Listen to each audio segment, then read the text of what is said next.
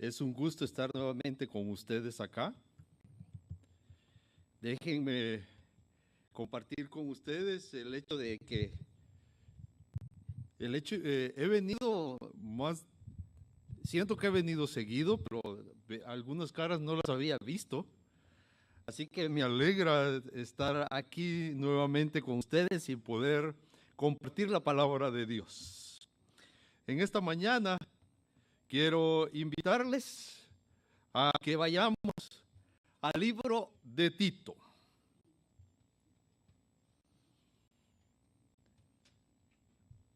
Ustedes saben que continúo con la serie. Y estaba haciendo recuentos de que aquí he compartido más la palabra de Dios en secuencia que en otras iglesias. Así que creo de que las lecciones de escuela sabática no les es extraña, porque hemos estado hablando mucho acerca de del Nuevo Testamento últimamente en este año, y hoy vamos ya por el libro de Tito. ¿Lo tienen? Comencemos. Es una carta dirigida de Pablo y se titula así se encuentran los registros, a Tito.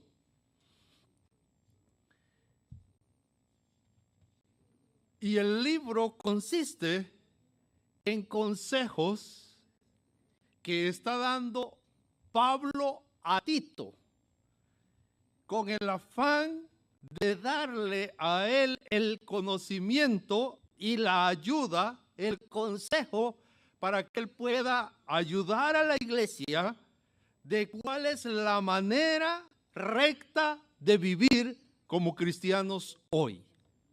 Y yo pregunto esta mañana, en el último tema también hice una pregunta similar. Yo pregunto esta mañana, ¿sabemos cuál es la manera recta de vivir? ¿No? ¿Solo un amén? ¿Sabemos la manera? No les estoy preguntando si ustedes viven la manera correcta de vivir.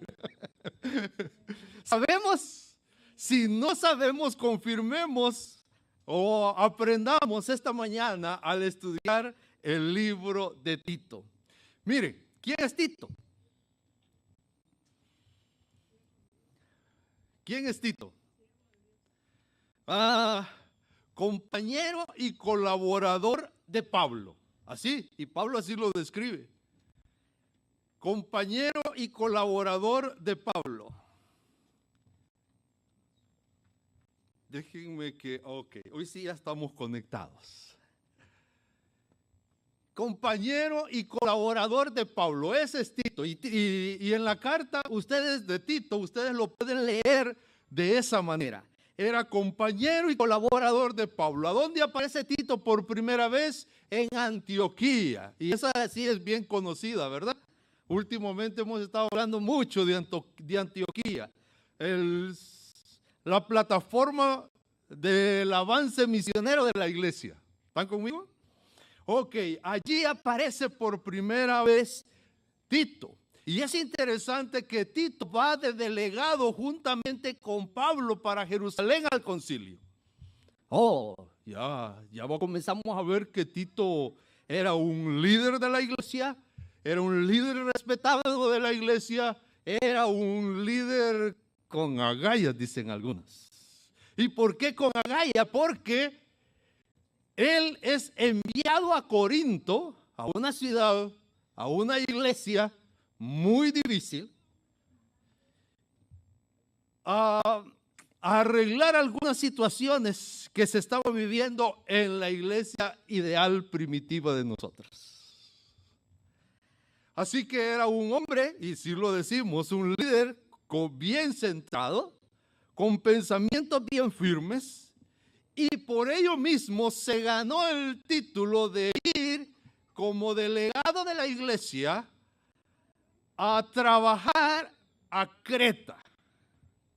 Y miren, viajero, ¿verdad? Ustedes están viendo ahí el mapa. Viajero de un lugar a otro. igual que Pablo, andaba viajando y Pablo lo llama compañero porque lo acompañó y colaborador porque trabajó con él y ahora está en Creta. Ahora, yo no sé cuántos han deseado y han querido ser pastor, líder, ancianos de la iglesia primitiva. ¿Ah? ¿No? ¿No quiere? No. Bueno, me quedo solo otra vez yo. ¡Wow!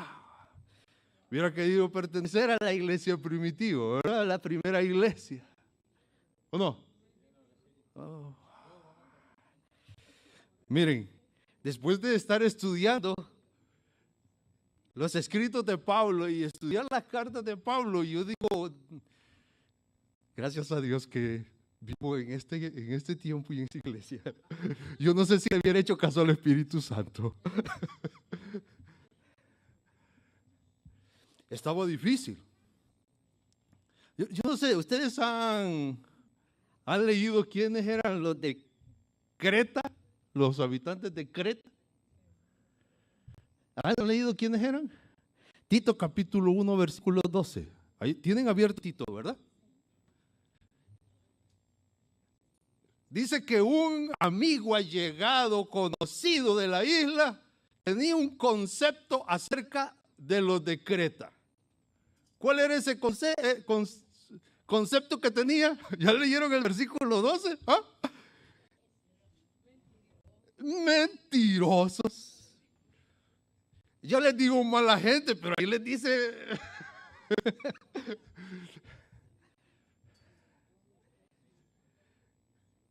Yo le hubiera preguntado 3 veces si me hubiera puesto de rodillas toda una noche al Espíritu Santo. ¿De verdad quiere que yo vaya ahí? Oh, y mire, y Pablo en el versículo 13 lo confirma. Y es verdad, dice. Oh, y ahí te mando. ¿Y a qué lo manda?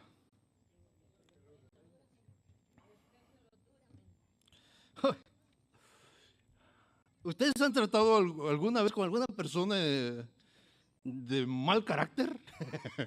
Ahí lo voy a poner nomás. Mentiroso y de mal carácter. ¿Ustedes han tratado alguna vez con alguien así? Definitivamente necesitaba en aquel momento y hoy en la historia necesitamos al Espíritu Santo con nosotros. Así que ahí lo manda Pablo a Tito. Ahora, déjenme entrar en una generalidad en el libro. O entro a una generalidad en el libro.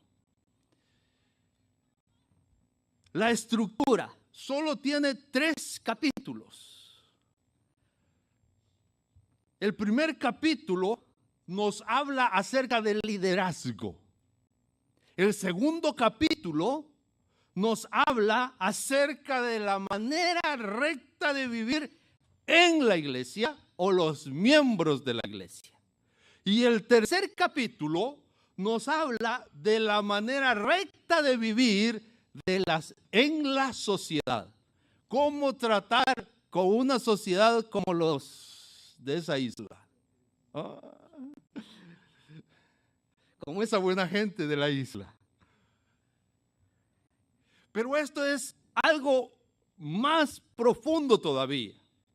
Porque aquí, aun cuando nosotros vemos una descripción no muy buena para los miembros de la iglesia y para la sociedad a la cual la iglesia iba a intervenir, nos deja ver 3 principios de una iglesia sana. Y así es, 3 principios de una iglesia sana. Miramos la iglesia hoy. Una iglesia sana es aquella que está ordenada. Una iglesia sana es aquella que tiene la sana doctrina. Y una iglesia sana es aquella que está llena de buenas obras. ¿Están conmigo o no? Ok, aunque no estén, la Biblia lo dice. Así como Tito tuvo que ir porque el Espíritu le decía, sorry. Ok. Si tú quieres vivir un cristianismo sano y tu iglesia ser sana, tiene que ser una iglesia ordenada, con la sana doctrina y con buenas obras. Si falta una de ellas, necesitamos ir al médico divino de rodillas y solicitar la ayuda divina para lograr ser esa iglesia perfecta que Dios quiere para nosotros. Esta es la generalidad, pero entremos entonces al detalle. ¿Con qué propósito llega Tito a Creta? ¿Cuál era el propósito? Versículo 5 del capítulo 1. ¿Cuál era el propósito? Estaba en Creta con dos propósitos. El primero, por esta causa te dejé en Creta, para que corrigieses, ¿qué? Lo deficiente. Número 1, corregir lo deficiente en la iglesia. Y algunos teólogos, y voy a decir esto, y estaba leyendo diferentes puntos de vista, y algunos teólogos dicen que esa descripción que leemos en el versículo 12 no correspondía solo a la sociedad de Creta, sino que a la iglesia. Oh.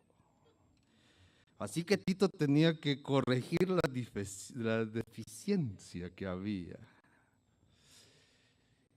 Duro trabajo.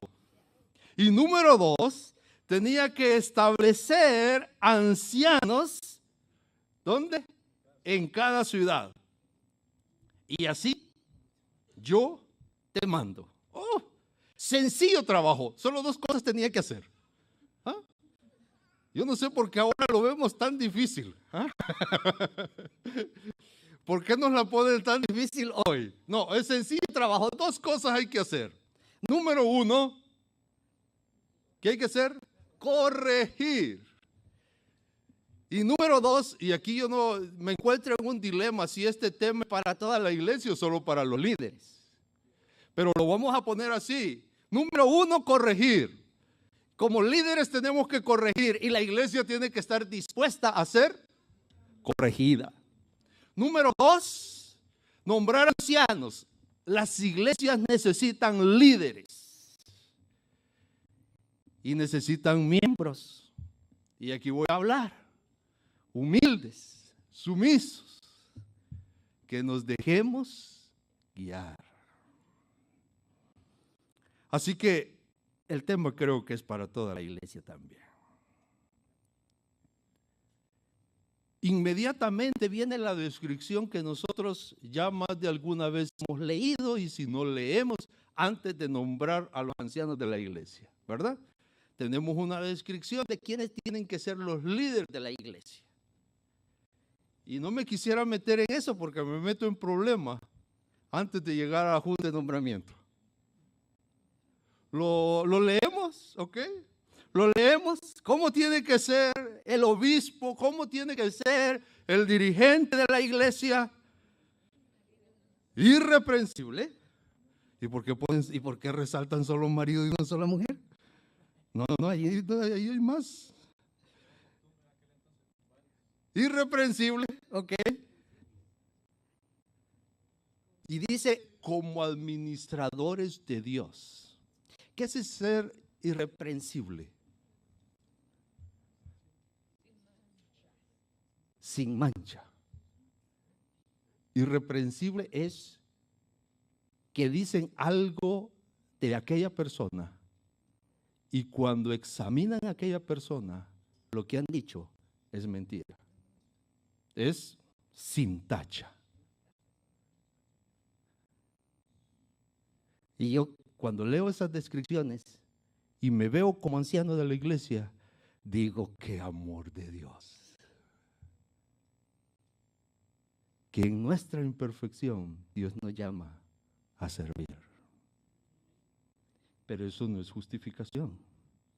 Debemos de buscar en Jesús la perfección. Como administradores de Dios.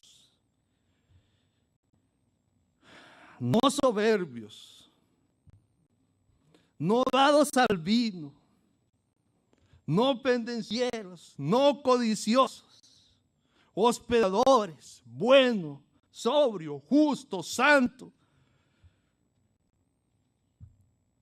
Viene una descripción que para mí se convierte en una meta a alcanzar. Desde el momento, y hablo con los líderes hoy y los próximos líderes, desde el momento en que Dios te llama a un liderazgo, tú tienes una meta que alcanzar. Ponte a leer Tito, ponte a leer Timoteo, ponte a leer las descripciones que Dios desea que hayan en ti y lucha, ora, arrodillémonos y pidamos a Dios la santificación, que en ella se reúne todas las características para ser buenos administradores de Dios. Es una gran responsabilidad, mis hermanos. Pero hay que corregir las deficiencias. ¿Cómo corregimos las deficiencias? ¿Cómo se corrigen las deficiencias? Pablo aconseja a Tito y le dice: vas a corregir los problemas, las situaciones que se están dando en la iglesia. ¿Cómo las vamos a corregir? Y voy a resumir en 2 consejos cómo nosotros debemos corregir los problemas y las deficiencias en la iglesia.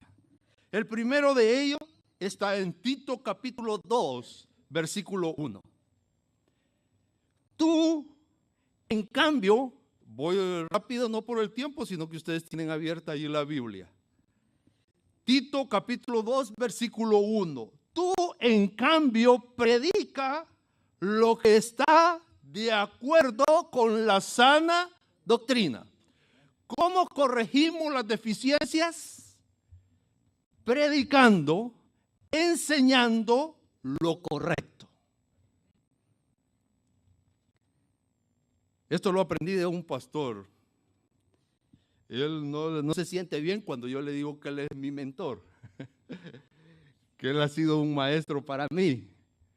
Él no se siente bien, pero realmente él me enseñó a estudiar la Biblia. Y en una ocasión él me dio un consejo y voy a compartir ese consejo con todos. Deja de predicar la mentira. Predica la verdad y la mentira se disuelve. Y yo me quedé. Pablo se lo dijo a Tito: predica la verdad. Muchos toman el púlpito y comienzan a predicar una doctrina falsa. 30 minutos y 10 minutos de lo que es la verdad. No. Tú predica la verdad, que la mentira va a desaparecer. No debemos de dedicar tiempo en enseñar. Es que Satanás enseña esto. No. Nosotros debemos de dedicar tiempo en enseñar lo que dice Dios. Y te voy a poner un ejemplo. Tú predicas la segunda venida de Cristo y todas las falsas doctrinas acerca de la segunda venida de Cristo se caen. No tenemos por qué estar predicando falsas doctrinas aquí en la iglesia. Debemos dedicar tiempo a predicar la sana doctrina. Que la mentira desaparece. Y si no, va a crear una cosquillita. Yo he tenido esa experiencia con algunos que me están siguiendo en Verdad Libre. Yo he tenido esa experiencia. He dado a conocer la verdad y entonces han comenzado a preguntar: pero ¿y por qué dicen esto? ¿Por qué dicen esto? ¿Por qué dicen esto? ¿Y por qué dicen lo otro? No. La Biblia dice. Yo predico lo que la Biblia dice. Esa es la sana doctrina. Y número 2. Cuando tú quieres enseñar a otros la sana doctrina, capítulo 3, versículo 9. Evita las necias conversaciones y genealogías, las discusiones y peleas sobre ¿qué? Sobre la ley, porque carecen de provecho y de sentido. Ay, mis hermanos, no discutamos. La ley, la palabra de Dios no es de discusión. La ley y la palabra de Dios es un escrito está.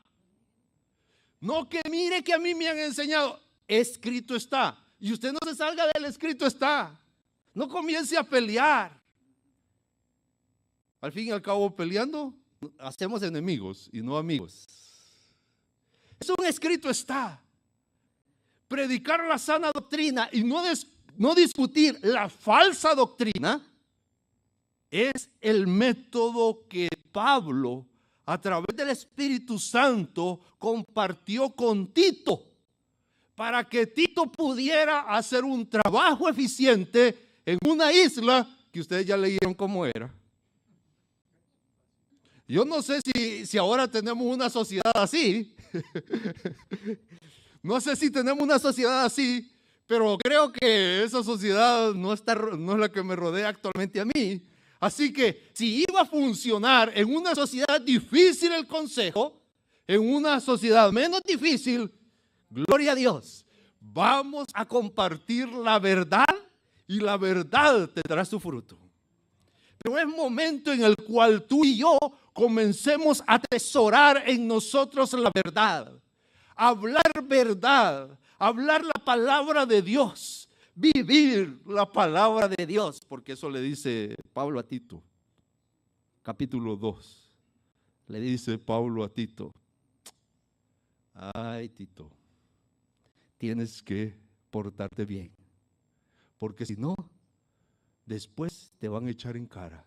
Pero si tú no lo haces, pero si tú no lo vives.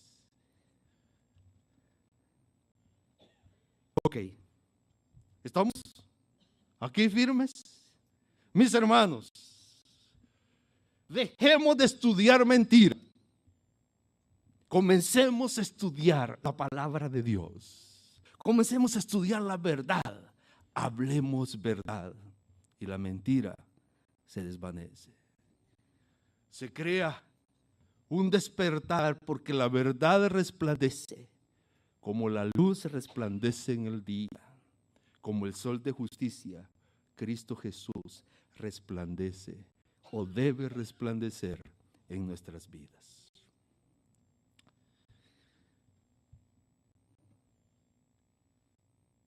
¿Cómo debemos? ¿Cuál es la manera correcta de vivir? Pregunto.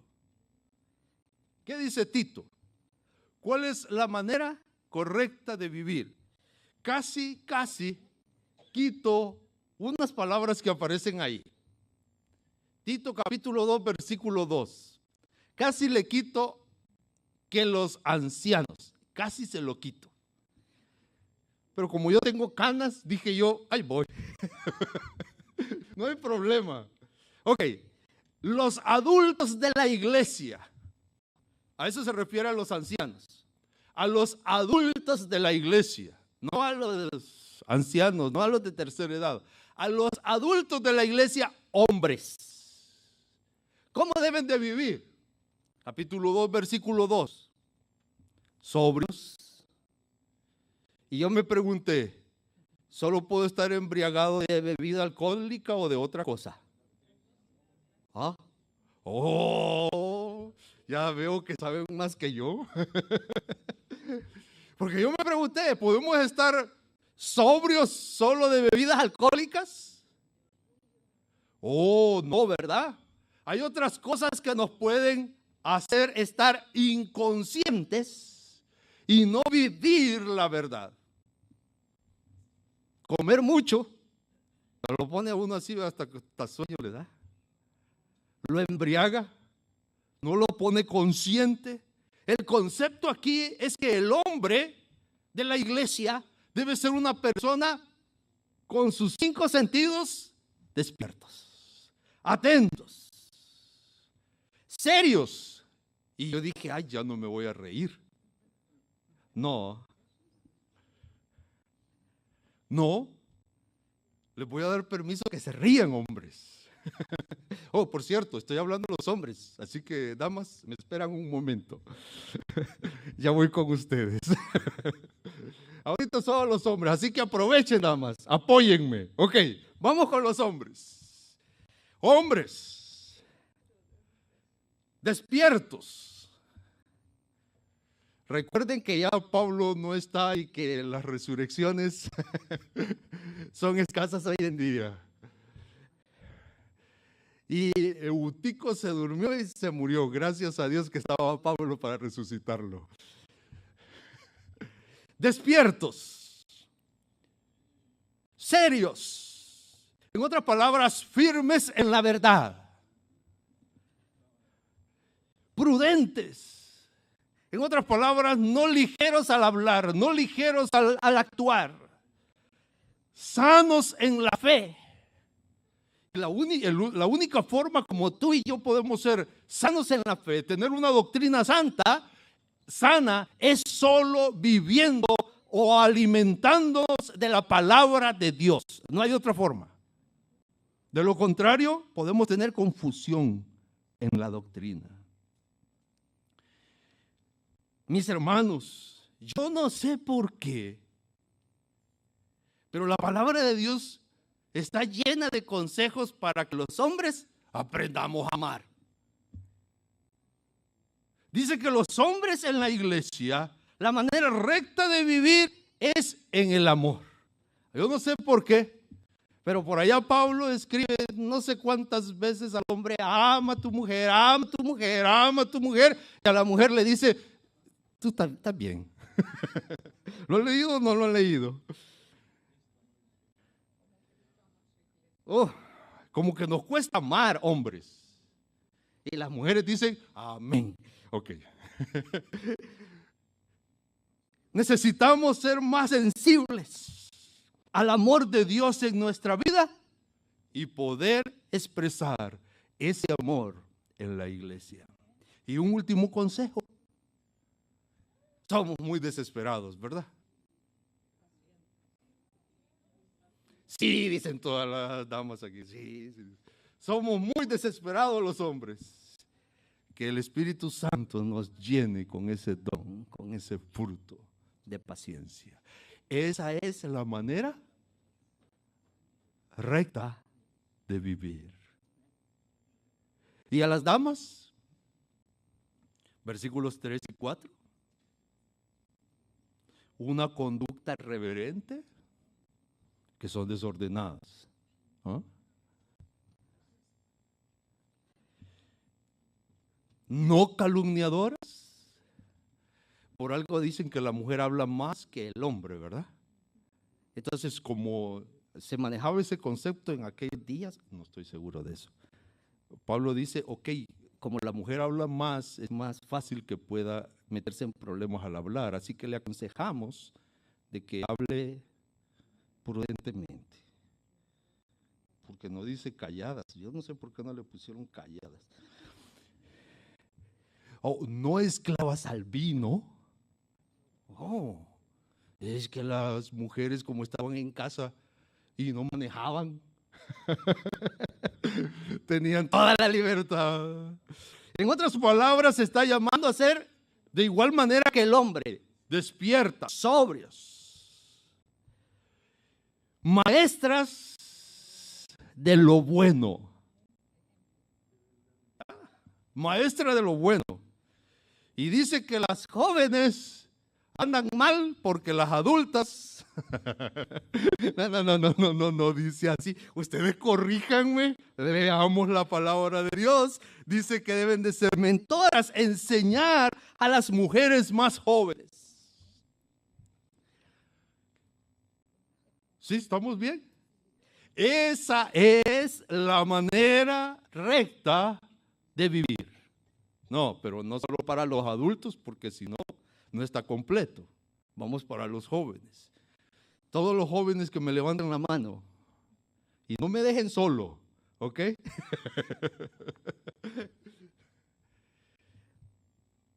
Las jóvenes Tito 2, 4 al 5. Amar a su esposo e hijos, ser prudentes, ser castas, cuidadosas. Y habla de cuidadosas de su casa, sujetas a sus esposos. Y miren, y voy a hacer alguna aclaración aquí, creo que es bien importante. Aun cuando estamos viviendo en una sociedad cambiante en cuanto al género, no sé por qué, pero yo puedo arreglar el apartamento. Pero cuando mi esposa lo arregla, no, está bien, está mejor. Y ella me dice, gracias, ¿verdad? Porque medio limpié. Así que cada quien con su don. Y la sociedad ha venido dando una educación al sexo femenino en cuanto a la decoración, que de verdad las mejores diseñadoras, las mejores, son mujeres. Así que cada quien con su don, respetándonos unos a otros. Damas, ayúdennos a tener arreglada la casa, por favor. Los hombres somos algo desordenados algunas veces. Jóvenes, por favor, prudencia. Miren, yo tengo una frase con mis hijas. Yo les digo, disfruten, pero no dejen de pensar. Porque cuando están en esa alegría, dejan de pensar y pierden la llave, pierden el teléfono, pierden. ¿O no, padres? Bueno, esos son mis hijas, de ustedes son, no. Así que yo les digo, disfruten, pero no dejen de pensar.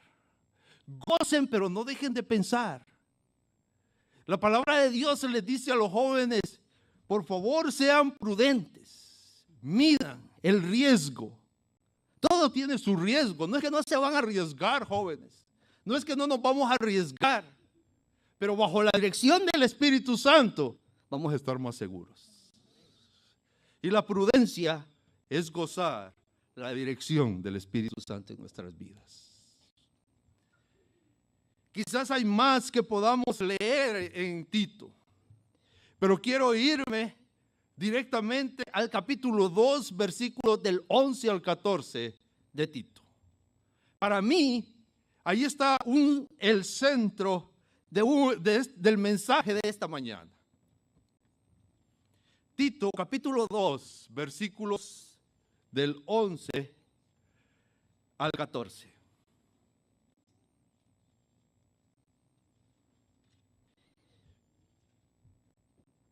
¿Lo tienen con ustedes? Leo con pausas. Porque la gracia de Dios, ¿estamos viviendo el tiempo de gracia? Amén. Sí, amén. Estamos viviendo todavía el tiempo de gracia. La gracia de Dios se ha manifestado en tu vida y en la mía. ¿Y es para qué? Es para salvación. ¿Para salvación a quién? A todos. Así que esto no es discusión. Esto es una doctrina. Por gracia, tú y yo somos salvos. La gracia de Dios es manifiesta para que tú y yo seamos salvos. Sin la gracia de Dios, tú y yo estamos perdidos. Pero la gracia de Dios se ha manifestado para salvación a todos los hombres. Y vamos a incluir a los de Creta, ¿verdad?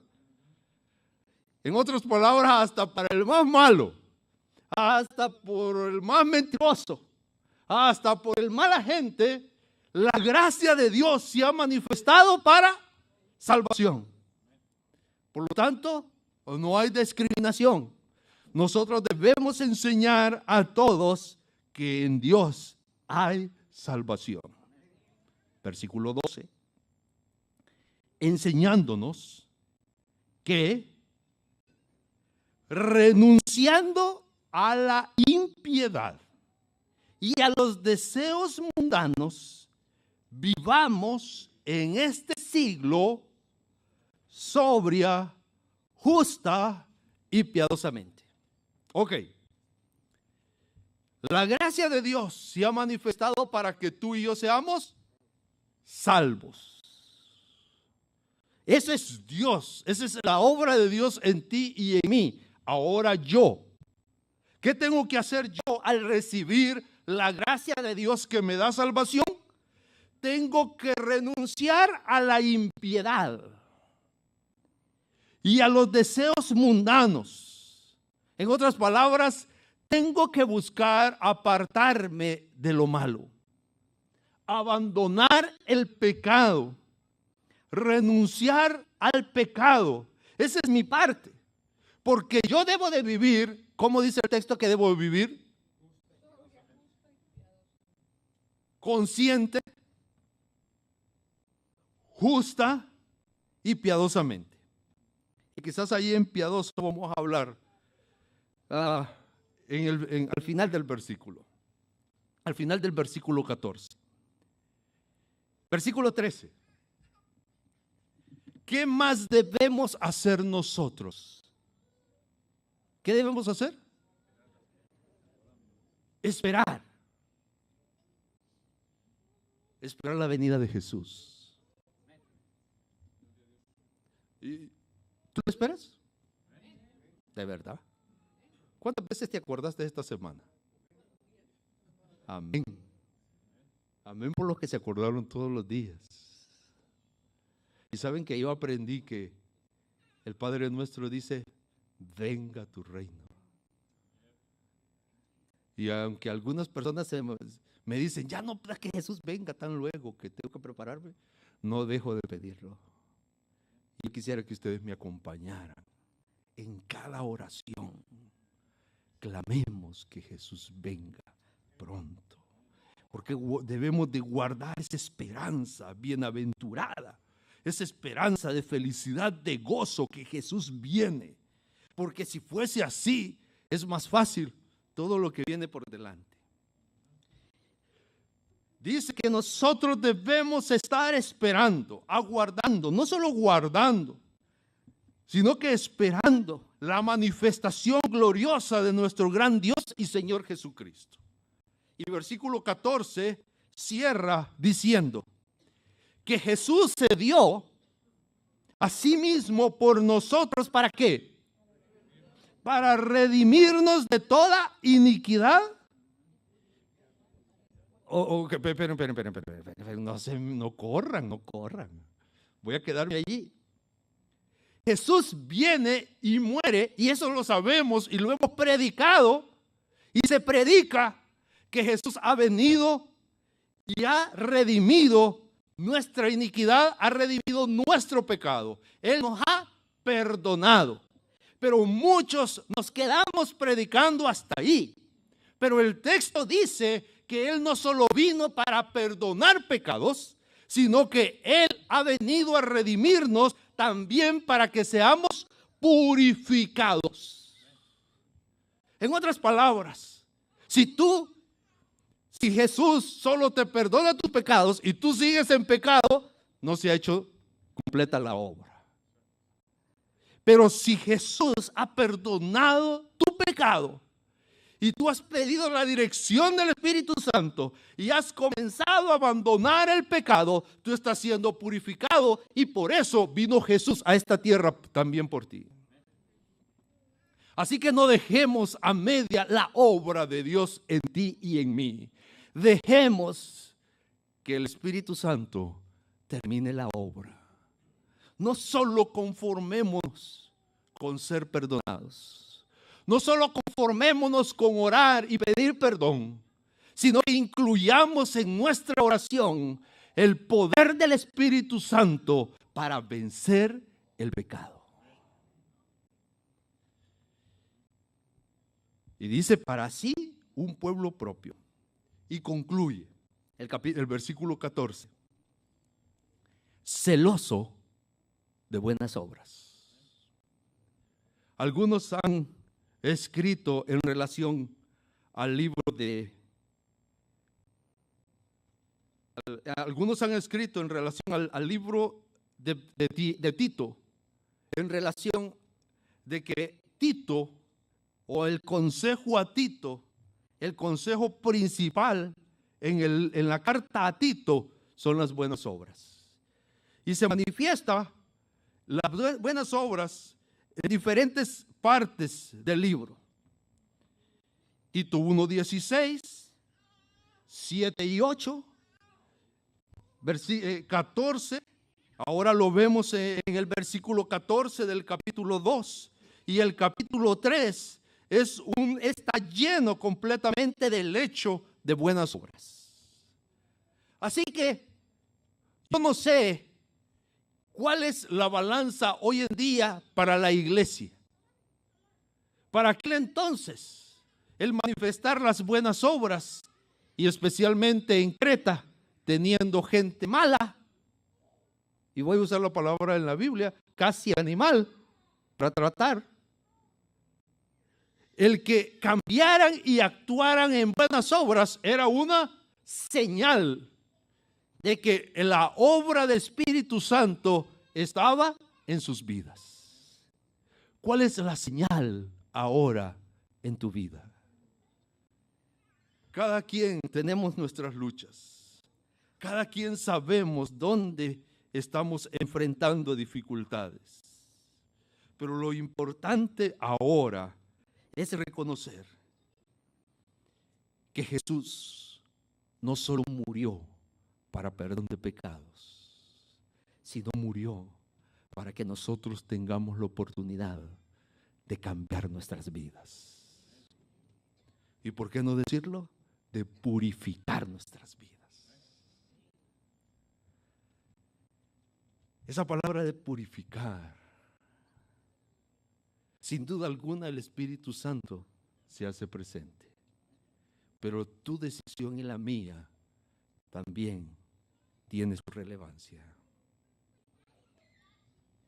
El Espíritu nos puede aconsejar que comer, que dejar de comer, pero es tu decisión el comer o dejar de comer para purificarte. El Espíritu Santo nos aconseja y nos guía para que podamos venir a la iglesia, para que podamos hablar a otros acerca de la verdad, de la sana doctrina. Pero es decisión tuya y decisión mía el venir a la iglesia e ir a los demás a enseñar. Por lo tanto, es una obra que Dios ha puesto todos los medios para nuestra salvación.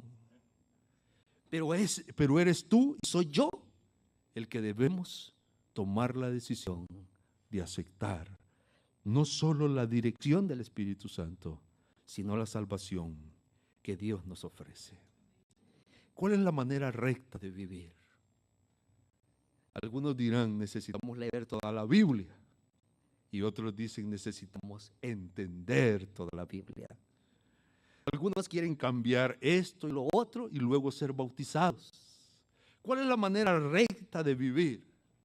Mis hermanos, hay una forma sencilla de saber cuál es la manera recta de vivir. ¿Oh? ¿Les gustan las cosas rápidas y sencillas? Ok, y los voy a invitar esta mañana a que lo hagamos. Que vengamos de rodillas delante de Dios. Pidamos la presencia de su Espíritu Santo y dejarnos guiar. Y esa guía es segura para que tú y yo tengamos la correcta manera de vivir como hijos de Dios. ¿Me quieren acompañar en esa oración esta mañana? Los que quieran venir al frente, me acompañan. Los que puedan ponerse de rodillas, yo lo voy a hacer.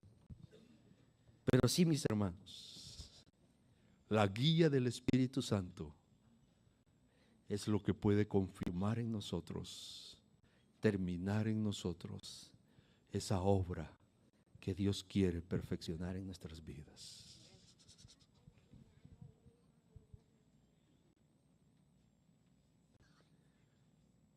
Oremos.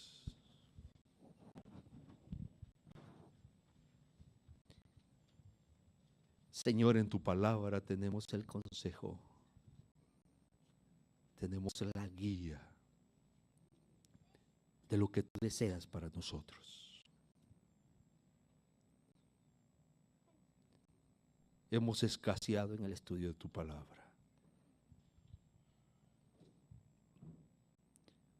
Otros hermanos sí han profundizado en el estudio del escrito.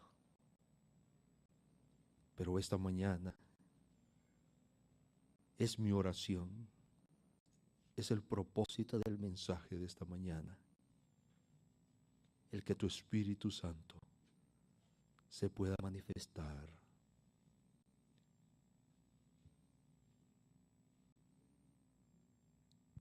más claro a nuestra vida.